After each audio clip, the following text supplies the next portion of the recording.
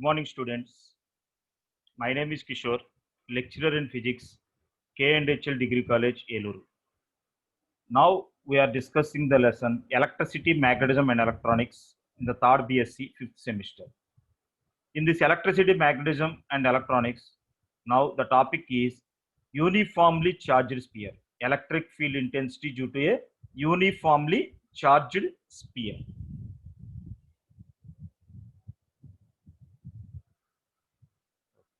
Electric field intensity at any point due to uniformly charged sphere. ఒక uniformly charged sphere తీసుకుంటే దానికి electric field intensity ఎలా ఉంటుంది?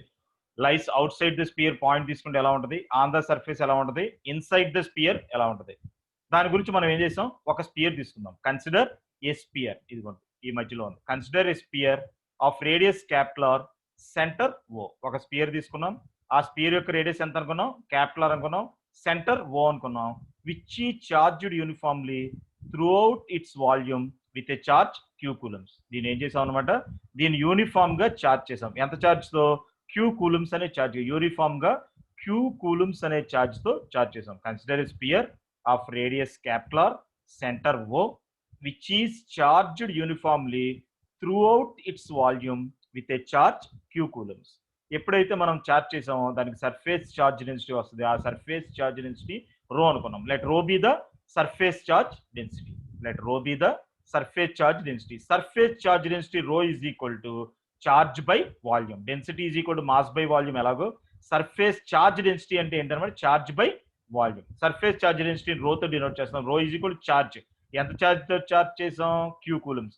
What is the volume of the sphere? మనం తీసుకున్న spear యొక్క volume ఎంత? 4/3 pi r cube. Volume of the spear కి ఫార్ములా ఏంటి? 4/3 pi r cube. ఇక్కడ రేడియస్ క్యాపిటల్ కాబట్టి 4/3 pi r cube అంటే ఎంత అవుద్ది? 4/3 pi క్యాపిటల్ క్యూబ్. అంటే surface charge density rho is equal to ఎంత? Cube by 4/3 pi r cube. ఇది మనం ఇనిషియల్ కన్సిడర్ చేసుకున్నాం. ఒక స్పియర్ తీసుకున్నాం, దానికి రేడియస్ క్యాపిటల్ అనుకున్నాం, సెంటర్ ఓ అనుకున్నాం. దాని యూనిఫామ్ గా తన యొక్క వాల్యూమ్ మొత్తం యూనిఫామ్ గా క్యూ కూలమ్స్ అనేది చార్జ్ చేసాం. రో అనేది సర్ఫేస్ చార్జ్ డెన్సిటీ అనుకున్నాం. Surface charge density rho is equal to ఎంత? చార్జ్ బై వాల్యూమ్ అంటే cube by 4/3 pi r cube. Next దీన్ని 3 కేసెస్ లో స్టడీ చేస్తాం. ఫస్ట్ కేసు ఏంటంటే కనుక case 1, point lies outside the sphere. Point lies outside the sphere. మనం తీసుకున్న point surface బయట ఉంటే ఏం జరుగుద్ది? దాని గురించి ఏం చేద్దాం?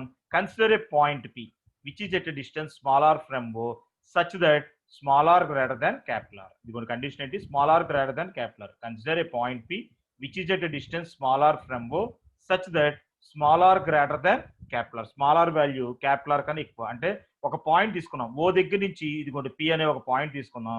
ఆ పి అనే పాయింట్ ఎంత డిస్టెన్స్ లో ఉందంట? స్మాల్ ఆర్ డిస్టెన్స్ లో ఉందంట. ఎక్కడి నుంచి అంట? సెంటర్ ఓ నుంచి. సచ్ దట్ కండిషన్ ఏంటి? ఈ small r value greater than capital R. అంటే క్యాపిటల్ ఆర్ కన్నా ఎక్కువ. క్యాపిటల్ ఆర్ అంటే ఏంటి? Radius of the sphere. Radius of the sphere కన్నా ఎక్కువ అంటే మనం తీసుకున్న పాయింట్ కంపల్సరీ ఎక్కడ వస్తుంది?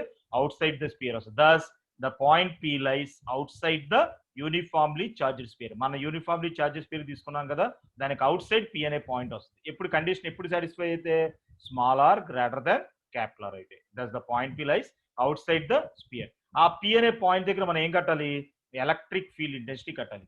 To calculate electric field intensity at P construct Gaussian spherical surface of radius small r, center O, which contains point P on its surface. మనం P దగ్గర electric field intensity కట్టాలంటే ఏం చేయాలంట? ఒక గాషియన్ స్పెరికల్ సర్ఫేస్ ని assume చేసుకుందాం. Consider Gaussian spherical surface of radius ఎంత? Small R. మనం తీసుకున్న డిస్టెన్సే రేడియస్ గా మనం తీసుకున్న పాయింట్ సర్ఫేస్ మీద వచ్చేటట్టు ఒక గాషియన్ స్పెరికల్ సర్ఫేస్ ని మనం ఎస్యూమ్ చేసుకున్నాం. ఇదిగోండి గాషియన్ స్పెరికల్ సర్ఫేస్ ని ఎస్యూమ్ చేసుకున్నాం. ఇదిగోండి డాటెడ్ లైన్స్ తో గీసింది. ఆ గాషియన్ స్పెరికల్ సర్ఫేస్ లో మనం ఏం చేసాం? పి అనే పాయింట్ దగ్గర స్మాల్ ఎలిమెంట్ కన్సిడర్ చేసుకున్నాం. Consider a small element of area DS at P. ఈ పి దగ్గర డిఎస్ అనే ఏరియా ఉన్న స్మాల్ ఎలిమెంట్ మనం కన్సిడర్ చేసుకున్నాం. Consider a small element of area DS at P. DS అనే ఏరియా ఉన్న స్మాల్ ఎలిమెంట్ కన్సిడర్ చేసుకుంటే thus DS bar will be outward drawn normal to the consider. Last class లో already చెప్పాను మీకు నేను. మనం పి అనే పాయింట్ దగ్గర స్మాల్ ఎలిమెంట్ కన్సిడర్ చేసుకుంటే డిఎస్ బార్ ఎలా ఉంటుంది? నార్మల్ గా ఉంటుంది. Thus DS bar will be outward drawn normal to the considered element at P. మనం తీసుకున్న పాయింట్ దగ్గర డిఎస్ బార్ ఎలా ఉందన్నమాట? నార్మల్ గా ఉందన్నమాట.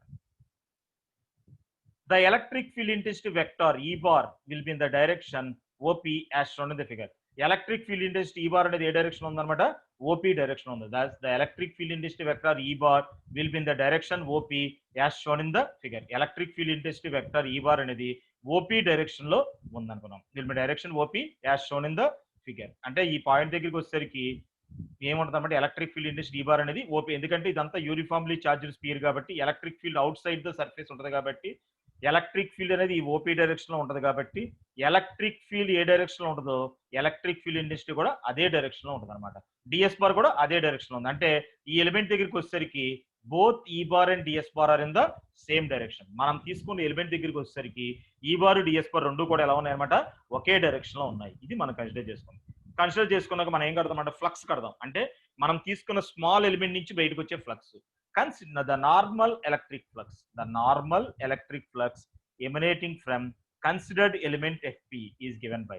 The normal electric flux emanating from considered element at P is given by. అంటే మనం తీసుకున్న P అనే పాయింట్ దగ్గర స్మాల్ ఎలిమెంట్ కన్సిడర్ చేసుకున్నాం కదా, ఆ స్మాల్ ఎలిమెంట్ నుంచి బయటకు వచ్చే ఎలక్ట్రిక్ ఫ్లక్స్. ఎలక్ట్రిక్ ఫ్లక్స్ అంటే స్మాల్ ఎలిమెంట్ నుంచి కాబట్టి D5 అనుకుందాం.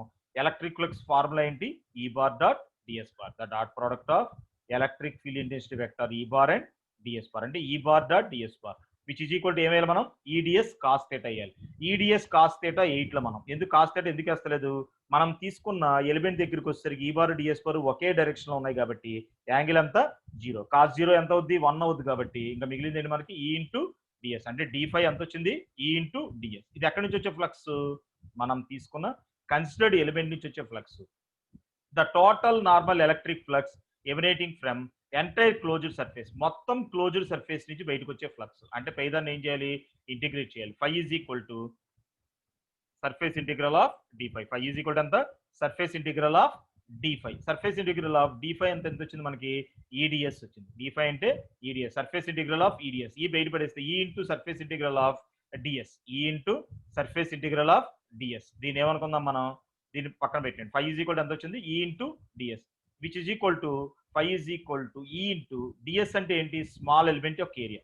ds అంటే ఏంటి, మనం కన్సిడర్ చేసుకున్న గాషియన్ స్పియర్ ఉంది చూసారా, ఆ గాషియన్ స్పియర్ లో ఈ స్మాల్ ఎలిమెంట్ యొక్క ఏరియా. ఇంటిగ్రేషన్ ఆఫ్ ds అంటే మొత్తం సర్ఫేస్ ఏరియా. మొత్తం సర్ఫేస్ అంటే ఇక్కడ ఏముంది, ఒక స్పియర్ ఉంది, గాషియన్ స్పియర్. గాషియన్ స్పియర్ యొక్క రేడియస్ ఎంత, small r. What is the area of the sphere, 4πr². అందుకనే స్మాల్ ఎలిమెంట్ అంటే ds, ఇంటిగ్రేషన్ ఆఫ్ ds అంటే ఏమొస్తుంది, మొత్తం area.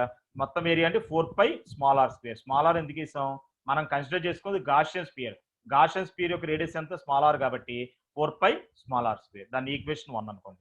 But from Gauss's law, గాసెస్ law ప్రకారం ఏంటి, the total normal electric flux emanating from a closed surface is equal to 1/ε0 times the total charge enclosed by the surface. అంటే phi is equal to 1/ε0 into q. ఎందుకు q అన్నాం, లోపల charge ఎంత ఉంది, ఈ Gaussian surface లోపల ఎవరున్నారు, ఈ స్పియర్ ఉంది. ఈ స్పియర్ మొత్తం ఎంత చార్జ్ ఉంది, q ఉంది. అందుకని ఏం రాసుకోవాలి మనం, 1/ε0 into q, దాన్ని 2 అనుకుందాం. ఫ్రమ్ ఈక్వేషన్స్ 1 and 2, ఇది ఎలక్ట్రిక్ ఫ్లక్స్, ఇది ఎలక్ట్రిక్ ఫ్లక్స్. ఏమొస్తుంది, E into 4πr² is equal to q/ε0. therefore E is equal to ఈ మొత్తం టర్మ్ ని కింద తీసుకొస్తే ఏమవుతుంది, డివిజన్ అవుతుంది కదా. అంటే ఏం చేయాలి, 1/4πε. ఇవన్నీ ఒక చార్ట్ రాసాం. 1/4πε ఒక చార్ట్ రాసుకుంటే మిగిలింది ఏంటి, q. ఈ r² కిందకి వస్తే q/r² అనమాట. అంటే therefore E is equal ఎంత వచ్చింది, 1/4πε0 into q/r². దీని ఈక్వేషన్ 3 అనుకుందాం. ఈక్వేషన్ 3 దేని రిప్రజెంట్ చేస్తుంది, electric flux, electric field intensity at any point outside the uniformly charged sphere. Equation 3 represents electric field intensity at any point outside the uniformly charged sphere. ఇది outside. Next, on the surface. Point lies on the surface. మనం తీసుకున్న point surface మీద ఉంటే, consider a point P on the surface of the uniformly charged sphere. అంటే మనం తీసుకున్న point ఎక్కడ తీసుకున్నాం, సర్ఫేస్ మీద. ఇదిగోండి ఈ డయాగ్రామ్ లో ఈ P అనే పాయింట్ r డిస్టెన్స్ లో తీసుకున్నాం, స్మాల్ ఆర్. ఈ P అనే పాయింట్ ఇప్పుడు ఎక్కడికి వచ్చేస్తుంది, ఇదిగోండి ఎక్కడికి వచ్చేస్తుంది, సర్ఫేస్ మీదకి. సర్ఫేస్ మీదకి ఇక్కడికి వచ్చింది అనుకోండి, అంటే O నుంచి P, అప్పుడు డిస్టెన్స్ ఎంత అవుతుంది, r అవుతుంది. ఈ ఆర్ఏ రేడియస్ కదా, ఈ సెంటర్ నుంచి ఎడ్జ్కున్న డిస్టెన్స్ ఎవరు రేడియస్ అంటాం కదా. అంటే small are is equal to ఎంత, క్యాపిటల్ ఆర్ అనమాట. మన కండిషన్ ఏంటి, ఆన్ ద స్పియర్ అయితే కండిషన్ ఏంటి, small are is equal to capital R. Consider a point P on the surface of the uniformly charged sphere. Consider a point P on the surface of the uniformly charged sphere. To calculate electric field intensity at P, substitute small r is equal to capital R in equation 3. To calculate electric field intensity at P, to calculate electric field intensity at P, substitute small r is equal to capital R in equation 3. Equation 3 లో ఏం చేయాలి? Small are is equal to capital R substitute చేయాలి. Electric field intensity P దగ్గర కట్టాలంటే R is equal to capital R ని మనం equation 3 లో substitute చేయాలి. ఎందుకంటే small are is equal capital R వచ్చింది కదా, అంటే స్మాల్ ఆర్ ప్లేస్ లో క్యాపిటల్ ఆర్ వేసాం అనుకో ఏమొస్తుంది? Is equal to 1/4πε0 into Q by capital R square. Equation 4 represents electric field intensity at any point on the surface of uniformly charged sphere. Equation 4 then represent చేస్తుంది electric field intensity at any point on the surface of the uniformly charged sphere. మనం తీసుకున్న uniformly charged spear ఉంది కదా, దాని మీద P అనే point తీసుకున్నాం అనుకోండి, అక్కడ ఎలక్ట్రిక్ ఫీల్డ్ ఇంటెన్సిటీని డినోట్ చేస్తుంది. అవుట్ సైడ్ ద సర్ఫేస్ అయితే ఎంత? Small R greater than capital R. On the surface అంటే ఎంత? Small are is equal to capital R. Next third case. ఈ థర్డ్ కేస్ వచ్చేసరికి point lies inside the sphere. Point lies inside the sphere. ఈ point lies inside the sphere మనం చేయాలంటే ఏం చేద్దాం అనమాట? Consider a point P which is at a distance small r from O such that small r less than capital R. ఇప్పుడు condition ఏంటి?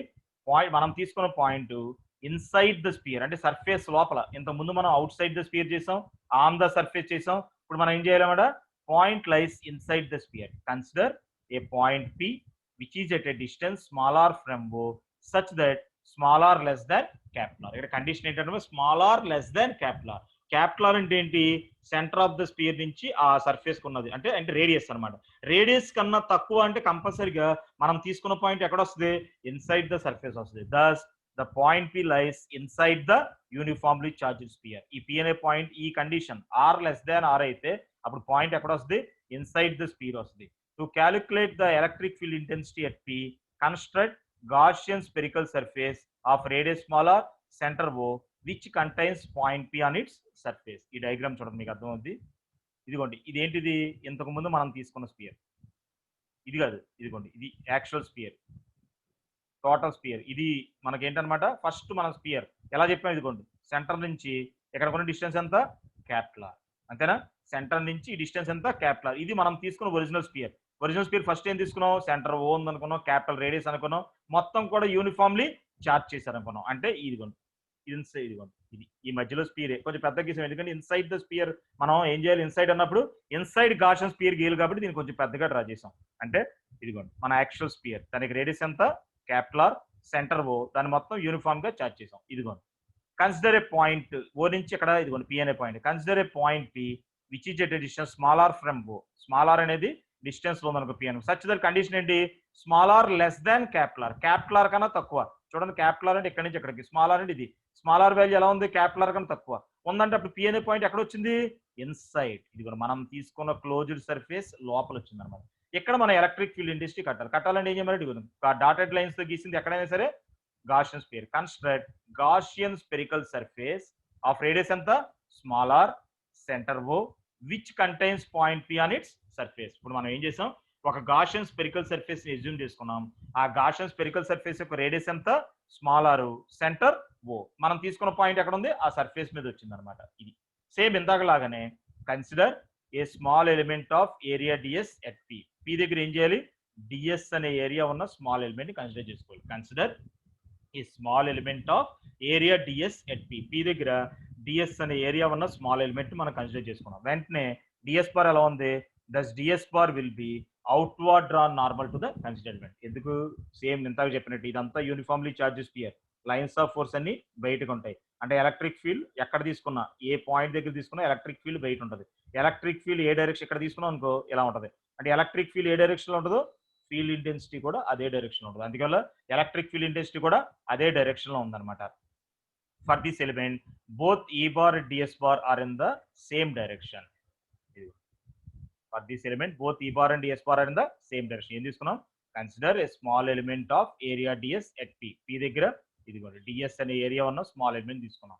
దస్ DS bar will be outward drawn normal to the considered element at P. P దగ్గర normal గా ఉంది. The electric field intensity vector V bar will be in the direction OP as shown in the figure. Electric field intensity vector కూడా OP direction లో ఉందన్నమాట. For this element both E bar and dS bar are in the same direction. రెండు కూడా ఒకే direction లో ఉన్నాయన్నమాట. Same ఇంతలాగానే electric flux కడదాం.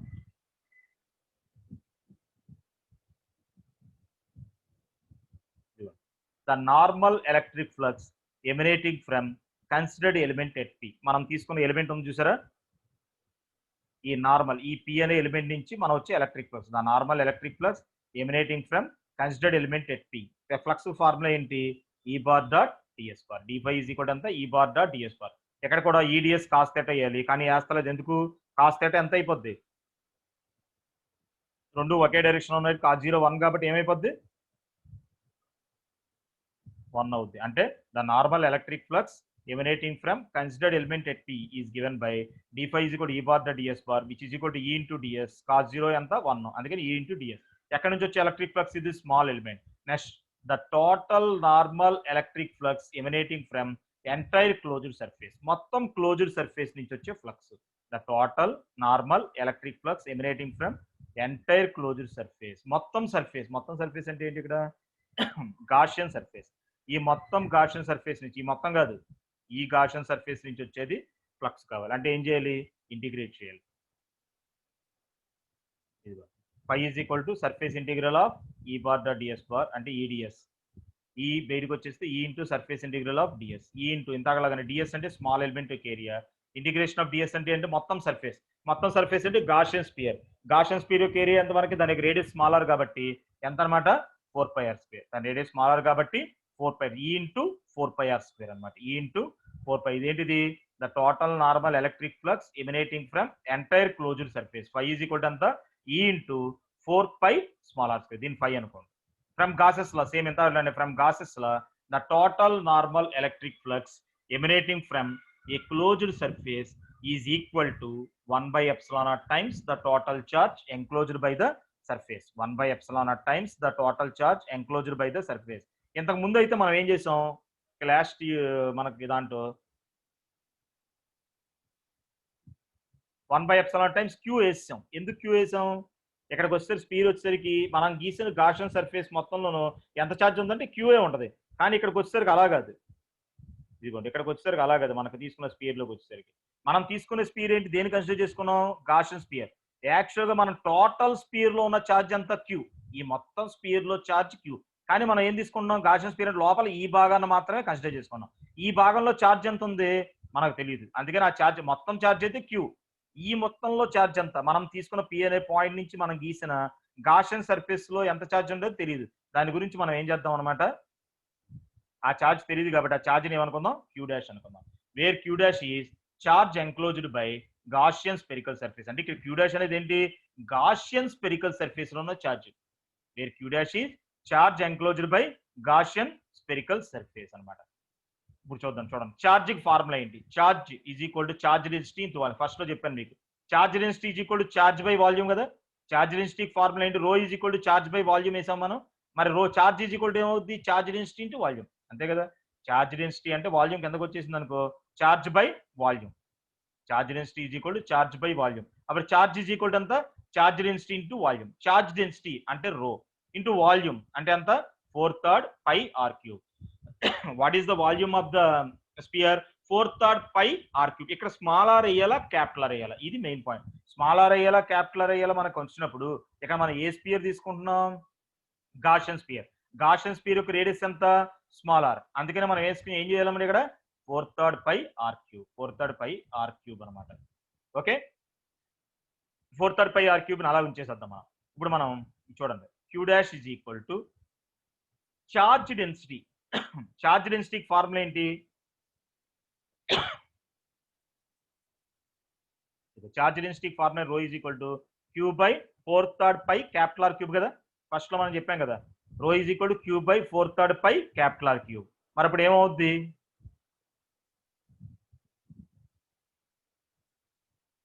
ఇక్కడ రో బదులు ఏం చేసుకోవచ్చు మనం?